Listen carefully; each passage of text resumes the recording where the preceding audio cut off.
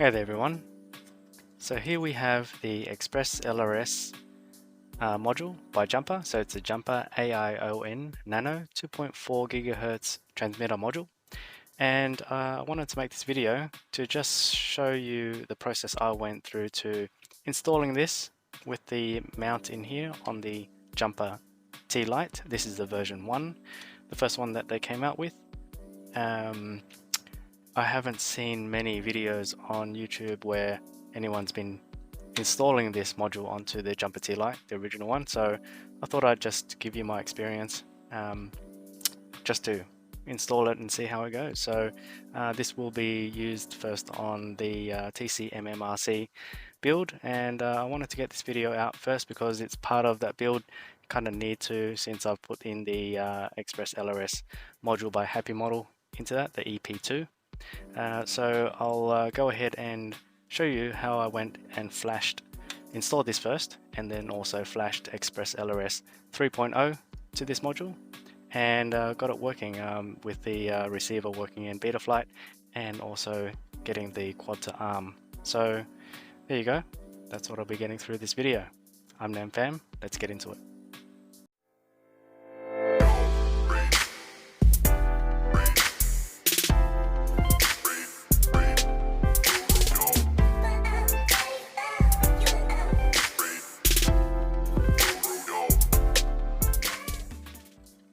Alright, so the first thing that we'll need to do is to show you how I installed this little module here. It is quite simple, it's not too difficult if you know how to take the controller apart and tinker around, and if you're in this hobby then you might already be in that sort of stuff, but if not, then I'll show you how I went through that. So basically with the Jumper T-Lite, you open it from the back here, and I'll just get a screwdriver.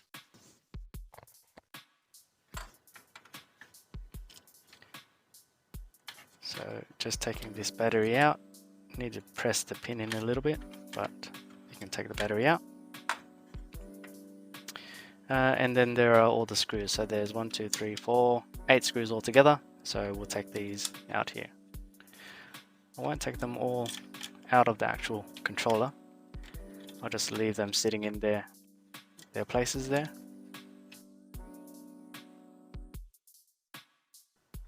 Right, so now that we have that, I'll just open it up. There's a power cable that you can see there. This is from the battery to the main board of the controller, so I'll just unplug that. And here is the other cable that's down here.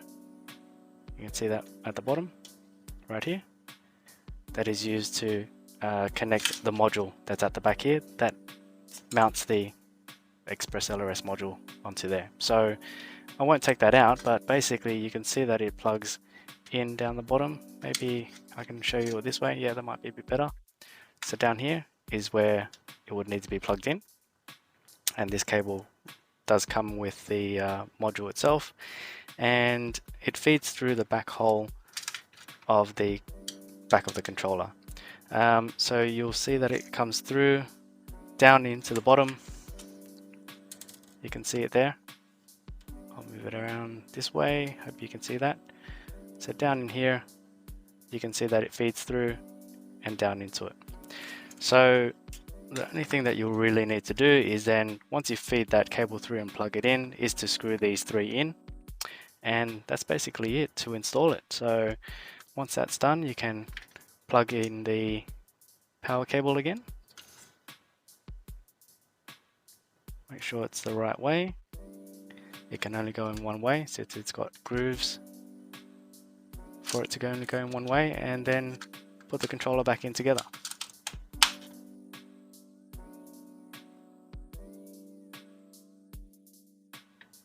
Alright, so once all the screws are back in, get the battery back into it. So making sure that the negative side is on the left hand side here, and the positive on the right hand side.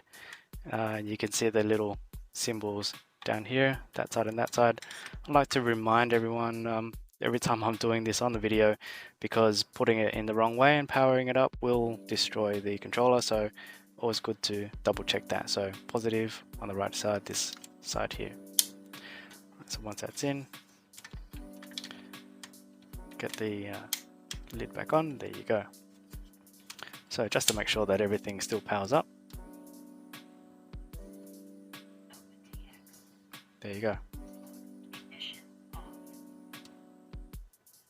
Okay, so the next thing is that we'll need to do is to flash this module. So when you get this module, you need to flash it with the version that you need to match with the version of the receiver that you've got in your quads. So the one that I have flashed in one of my previous videos where I installed the ExpressLRS Happymodel EP2 receiver into the TCMMRC build, I've put on ExpressLRS 3.0 on that, so I'll have to put 3.0 onto this one as well.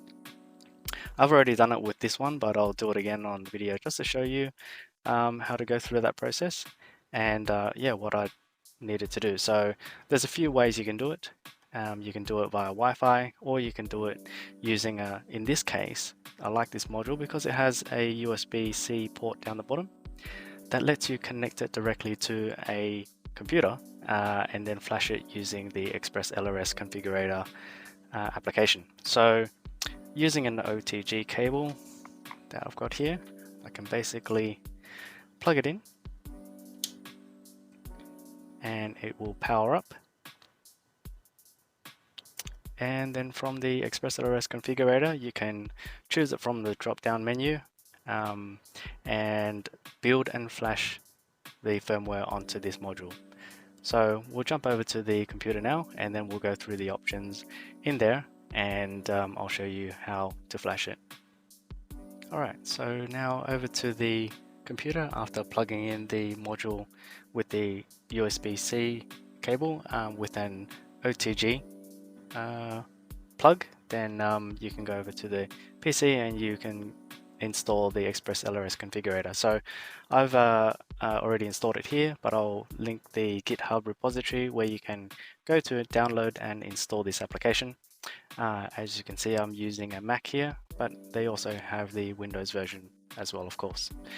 So here we have the beginning of the firmware, and if you watch the other video of flashing the EP2 receiver, it is fairly similar going through the process. So we'll go down each of these steps down here. So looking at here, we have the releases, so you can show pre-releases as well. So anything that they've got in pre-release that is not an official release yet, that will show up. So you can see here they had previous ones for release candidate 1 and 2 of version 3.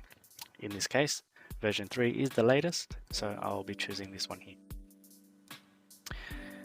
In the target, we go down to device category and we will look for the Jumper 2.4 GHz category. So we can go down here, click on that.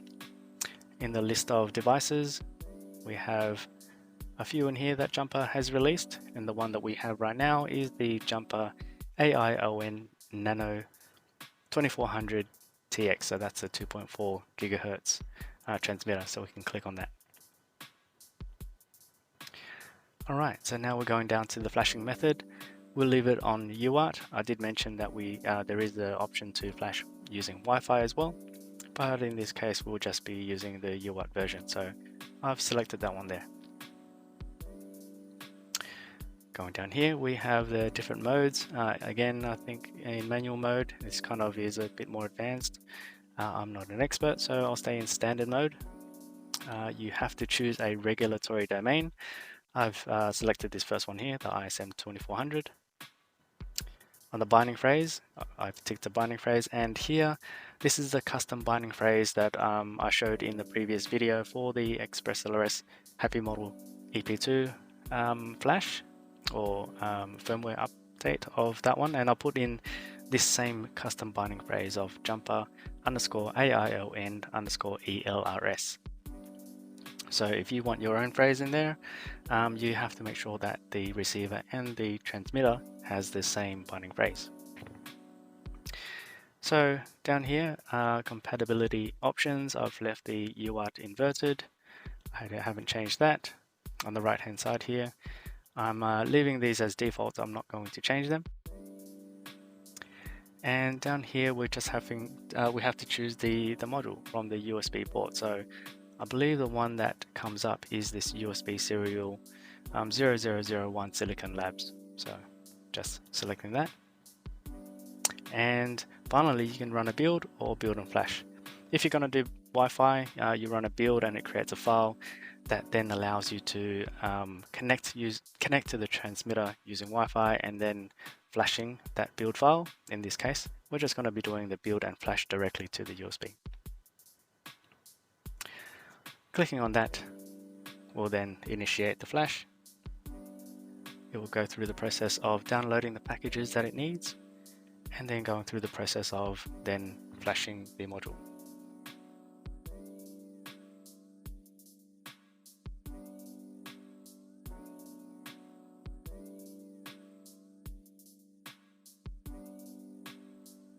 Okay, so when you start seeing the writing at here, it is writing to the transmitter module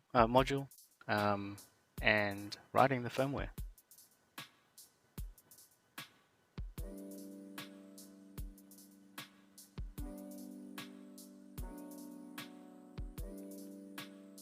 Alright, so when you get to the bottom here, we have success, and that's great. So it's finished flashing to the module.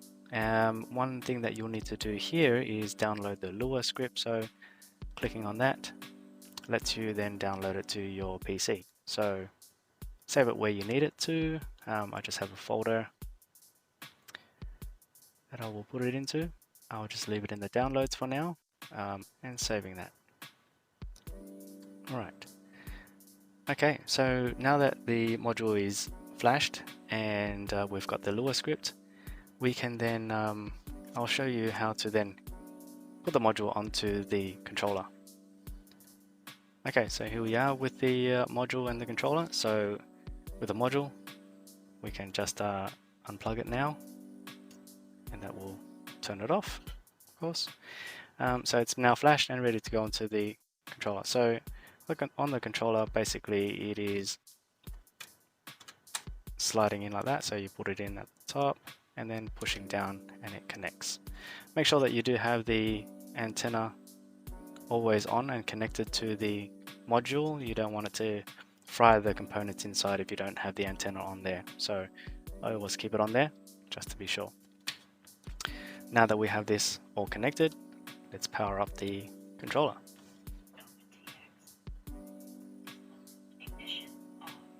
Okay, so here we are. We've got the I already have one in here, the model setup called NXP ELRS. So I'm going to create a new one down here just to go through a fresh module so that you can see. So here we're going to go create model,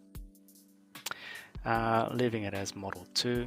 So we're just going to go to the next page. Page 2 is where we will set up the basic things that you need to get the ExpressLRS module, the external module, working. So I'm just going to go down this way, and then I'll go down until I see external module. It's quite a few clicks down, so you can see here external RF mode is off.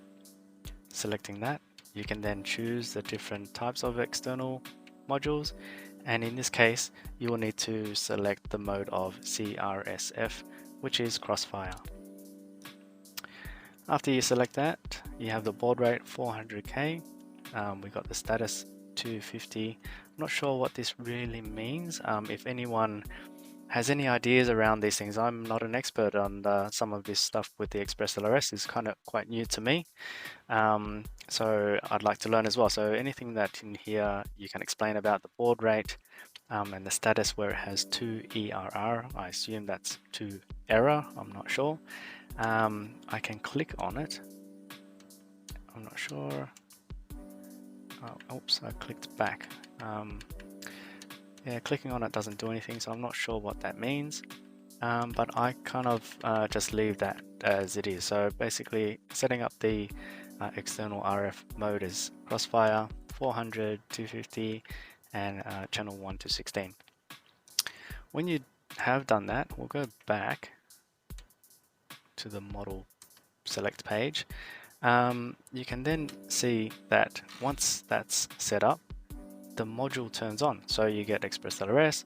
You can see here that it's on 250 Hz at the moment, 100 milliwatt, and you can see the version of ExpressLRS as well, which is version 3.0.0. So that's good. I guess you can see that it is working. So that's cool.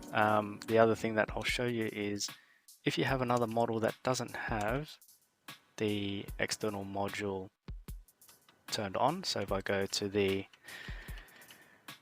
external RF and I select that and turn it to be off again, and let's turn it around, you can see that it turns it off. So the external module, this external RF, once you've turned that off, it no longer powers the module on the back. So if you're then running and using the module that's inside the controller, for instance, FreeSky, or any of the other ones that are built into the controller, then you'll know that this won't be powered up and it won't be consuming any I guess the battery juice. So I'll go and set that again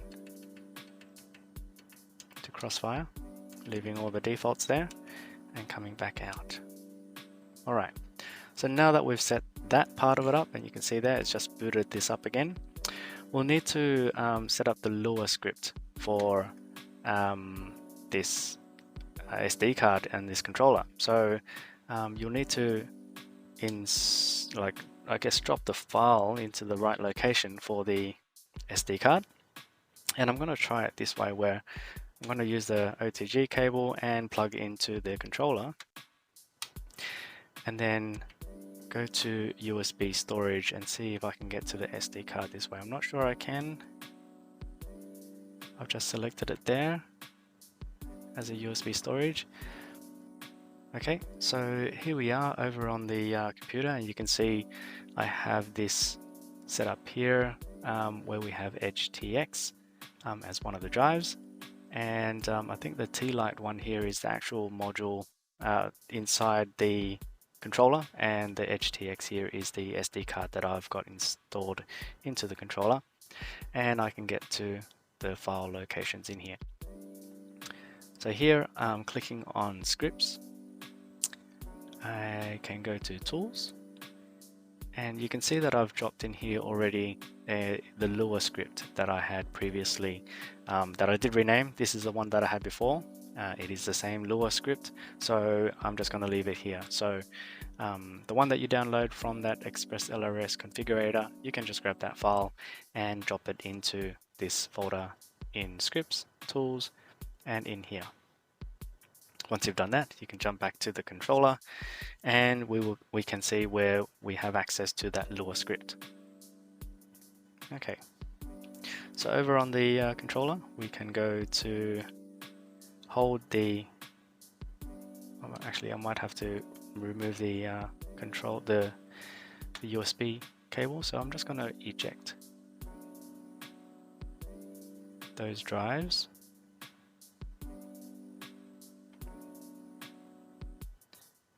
Okay, so I've done that.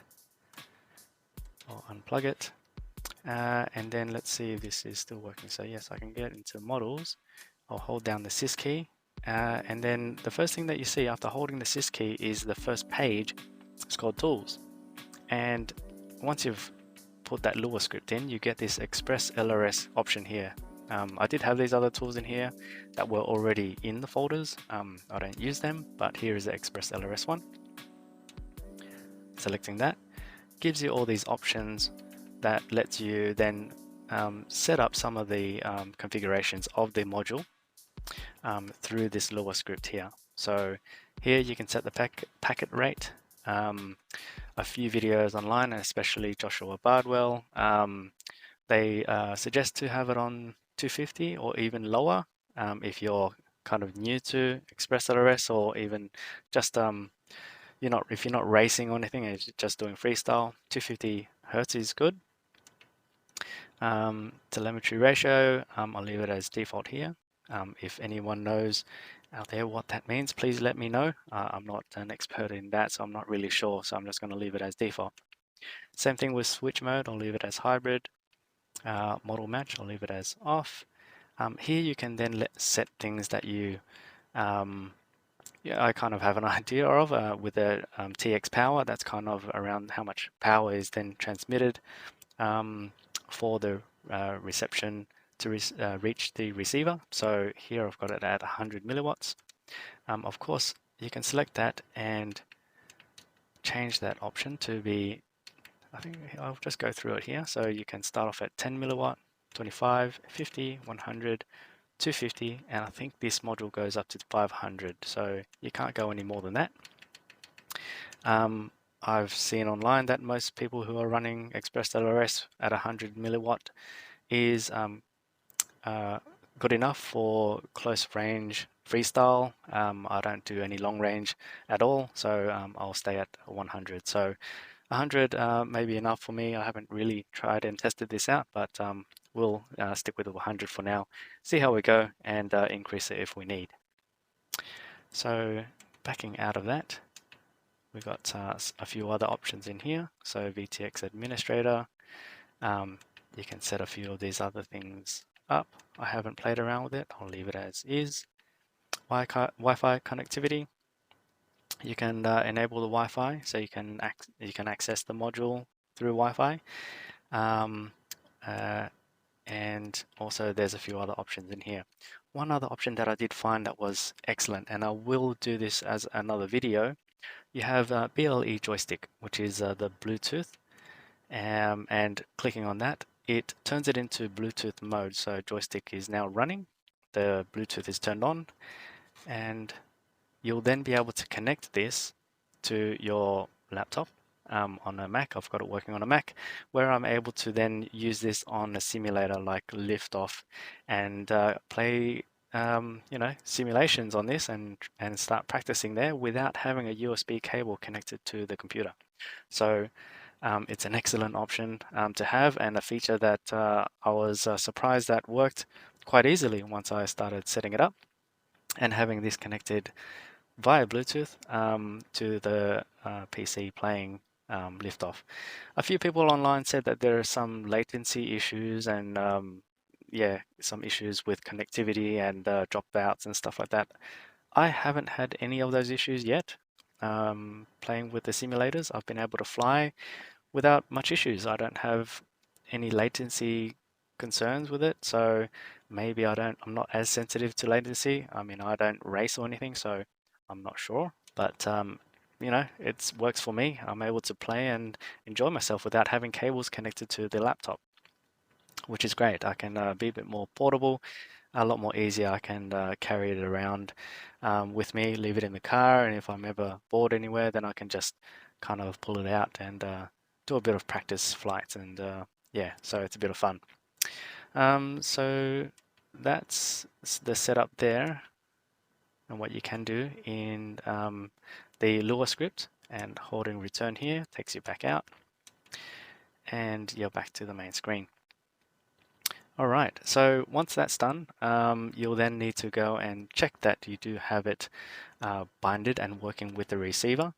So I will then now show you going into the computer, connecting the the quadcopter with the flight controller to the laptop so that we can get to beta flight and then see that the control is actually controlling the all the channels and stuff like that. So yeah, let's go through that now.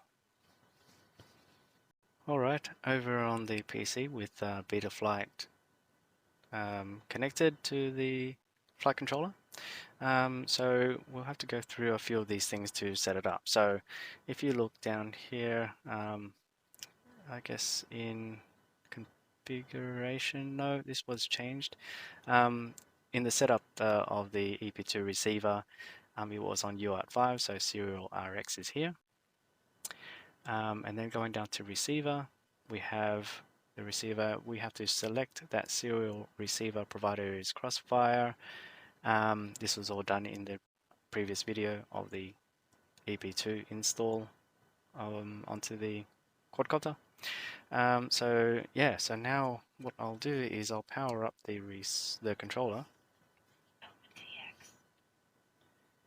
and let's see if we can get this thing working. So the receiver is not powered up because I need to plug in a battery. Okay. So now that the receiver is powered up, let's see if we can get this thing working. Alright, I'm not really sure, but I'm just going to power cycle the controller now. Turn it off, power it up again, and let's see if it actually will connect. Alright, there we go. So I'm not sure what happened, but I just did a reboot of the controller, and yeah, now it is binded and now communicating with the EP2 receiver and the flight controller. So you can see here, I've got the roll, pitch, yaw, and the throttle. You can see that the ranges, the RX ranges for each of these channels are not correct. So I'll have to update them. You can see this is 990 and 2012, 989 and 2012 there as well. So just to make them 1000 to 2000, I'll update the ranges there another time. One thing that I do recall, I think by default, is when you select a CRSF crossfire, I believe that the channel map was set to TAER or TEAR, which is the wrong order. And in this case, I need it to be AETR1234. So I just had to change the ordering of these letters. So yeah, basically I just had to change it to AETR. So keep a note of that if you do see that your channels aren't mapped correctly, like if your pitch and raw are reversed or your yaw and throttle is reversed. Yeah, please just take a note and change it to AETR. Or however it is configured on your controller for it to work in the right order. So there you go.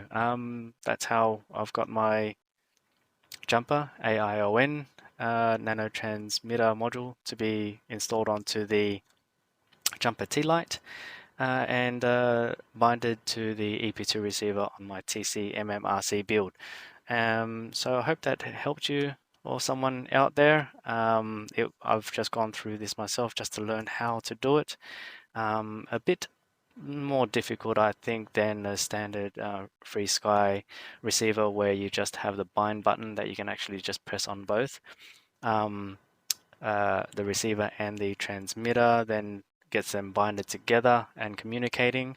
But with some of the benefits like range, penetration that you get from ExpressLRS, and the fast-moving developer community that they're going through with many releases and improved features, it's worthwhile going through, I think. And I like tinkering around and playing with new things as well. Also, as mentioned before, the Bluetooth module in here that allows you to play in the simulators is another great feature, a benefit to having one of these modules or ExpressLRS in general. So yeah, highly recommend. I'll do another video showing that as well. It's yeah, just a bit of fun to be able to use a simulator with no cables. So yeah, thanks again for watching. I hope you enjoyed it. Leave any questions or comments down below. Anything that I did wrong or anything that I explained it wrong, or if you can explain it a bit better, or things I didn't know that I mentioned, please feel free. Comment down below. I'd like to hear your thoughts. And yeah, I'll see you in the next one. Cheers.